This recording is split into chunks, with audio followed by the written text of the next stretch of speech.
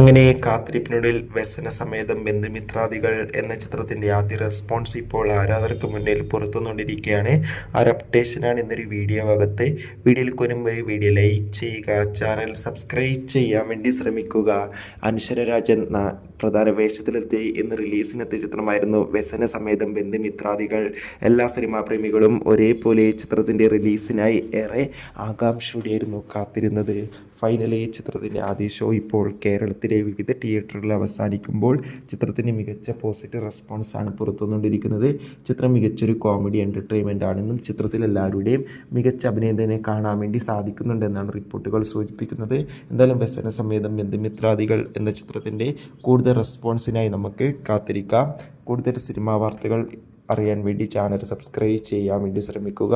June മാസം ധാരാളം ചിത്രങ്ങൾ OTT റിലീസ് ചെയ്യും. ചാനൽ ഭാഗം പരിശോധിച്ചാൽ ആ വീഡിയോയ്ക്ക് കാണാം. ബൈ.